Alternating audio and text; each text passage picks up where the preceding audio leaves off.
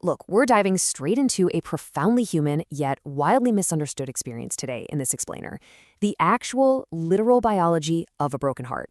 It is well past time we stop treating relationship pain like it's some sort of emotional weakness or a lack of willpower and start looking at the hardwired neuroscience behind it all. We really need to completely shift this narrative from sheer willpower over to brain chemistry, deeply ingrained survival wiring, and neuroplasticity. So let's kick things off with a universal, incredibly painful mystery. Picture this. It's 3 a.m. You're staring at the ceiling, feeling this massive knot in your stomach, and you're typing into a search bar, desperate to figure out why ending a relationship or being stuck in a totally toxic one literally feels like you are physically dying. We've all been there, wondering why we can't just move on. Well, the answer actually isn't a flaw in your character. It's entirely in your neurobiology. Let's bring this down to reality with a quick story about Sarah. She is stuck in this endless, highly anxious loop of constantly checking her phone post-breakup. She logically knows it's over, right? But she just cannot stop rereading old texts and searching for any kind of signal. To understand why she's doing this, we need to look at what is actually happening at the circuit level in her brain. Her nervous system is reacting to this separation exactly as if it were a literal, physical threat to her survival. And here is where it gets absolutely fascinating. When we compare physical injury to social rejection, the overlap is just stunning. Sarah's brain registers social rejection in the exact same dorsal anterior cingulate cortex, the DACC, and the anterior insulin networks that would process a broken leg or a severe physical burn. So, when you say you're in pain after a breakup, that is not a metaphor. Your brain's pain circuitry is doing exactly what it was perfectly calibrated to do. What's crucial to get here is that Sarah isn't just feeling sad. Biologically speaking, she's in active withdrawal. Her ventral tegmental area, or VTA, is basically driving a dopamine loop that mimics cocaine withdrawal. Seriously, brain scans actually show that when recently rejected people just look at pictures of their exes, the reward systems of their brains light up like a Christmas tree, aggressively compelling them to seek out the person who rejected them. Her brain is literally demanding a dopamine fix, which is what drives that relentless phone checking. Now, this biochemical trap gets even trickier and honestly more dangerous when we look at toxic on-again, off-again relationship cycles. Enter Mark. He knows his partner is bad news for him, but he feels utterly addicted to the relationship anyway. He is caught in what psychologists call a trauma bond, and it effectively turns his entire relationship into this wild biochemical roller coaster. In these toxic cycles, intermittent reinforcement basically turns the relationship into a human slot machine. Think about it. During the love bombing phase, Mark gets this intense affection, which floods his brain with oxytocin. That's the deep trust and bonding hormone.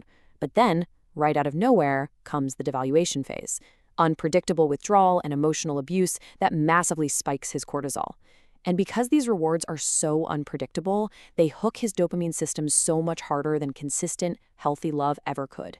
This wildly unpredictable schedule creates a powerful trauma bond, fueled by a serious biochemical cocktail. Dopamine is basically shouting at his brain, hey, pay attention, this is vital for survival. Meanwhile, oxytocin is maintaining that deep, trusting bond. But here is the real kicker. That cortisol spike from the fear actually consolidates the traumatic memories, ensuring the victim becomes physically addicted to the adrenaline and the chaos. To cope with all of this, Mark's brain uses cognitive dissonance to just rationalize the abuse away, romanticizing those early happy days just to tolerate the current pain. Now, you might be wondering, why on earth are we biologically rigged to suffer like this? Well, to understand that, we have to travel back to John Bowlby's famous attachment theory and look at the evolutionary metaphor of an approaching tiger. Why is our brain so deeply terrified of being alone? Because thousands of years ago, if you were a tiny infant wandering alone and a tiger approached, you were dead. You had absolutely zero chance. This survival mechanism is incredibly deeply rooted. I mean, even before birth, while still in the womb, a fetus is already calibrating to maternal rhythms, creating its first statistical map of the world. By infancy, our brains are hardwired to develop an attachment system. You can think of it like an evolutionary radar. When that metaphorical tiger threatens us, this radar activates instantly, prompting us to cry out and cling to a caregiver to survive. The system has one job and one job only, to create and maintain physical closeness. But, not all caregivers respond consistently to those infant cries. And that shapes totally different coping mechanisms. Take Elena, for instance. Her caregivers were largely unresponsive when she cried out as a baby. So her rapidly developing brain learned a really harsh, lonely lesson. Asking for help simply doesn't work. so I have to rely entirely on myself. She developed what we call an avoidant attachment style. To the outside world, post-breakup Elena looks entirely perfectly fine. But there's a huge hidden cost to this avoidance style.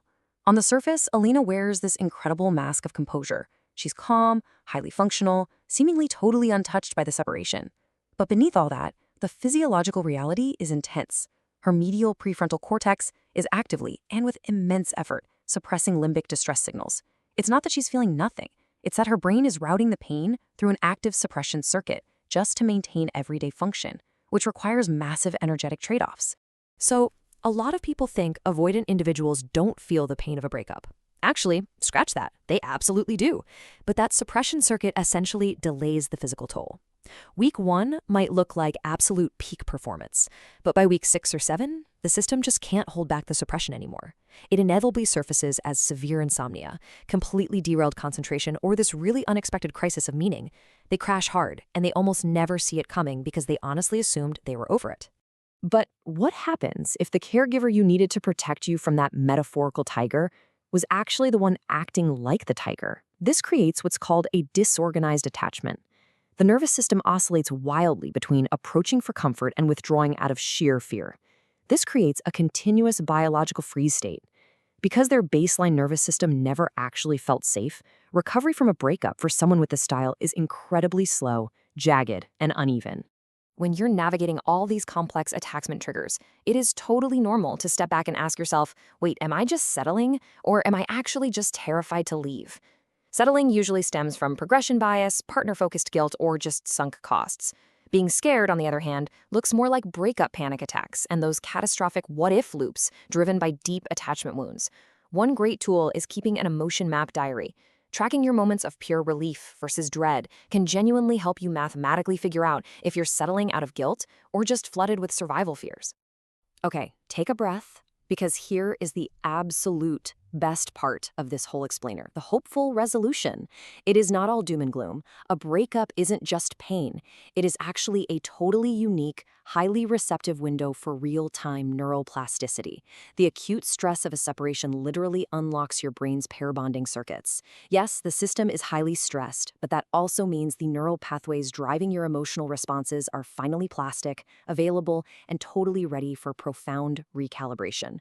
You are not permanently stuck with the attachment style you developed as a kid. You can achieve what psychologists call earned secure attachment by taking deliberate, conscious action. First, you have to identify your active circuit. Are you anxiously protesting or avoidantly suppressing? Second, you've got to disrupt those dopamine loops by flat out refusing to play the human slot machine. And third, recalibrate your vagal tone to actually signal physical safety to your body. If you do this, you can shift your baseline from chronic distress to true, earned stability. So I'm going to leave you with this final thought. Now that you understand the hidden machinery of that human slot machine and that evolutionary tiger driving your deepest, darkest fears, what are you going to do with this knowledge? Will you stay trapped in the exhausting cycle of your early survival wiring, or will you use the actual science of neuroplasticity to rewire your brain for a healthier, far more secure tomorrow? Ultimately, the choice and the rewiring is completely in your hands.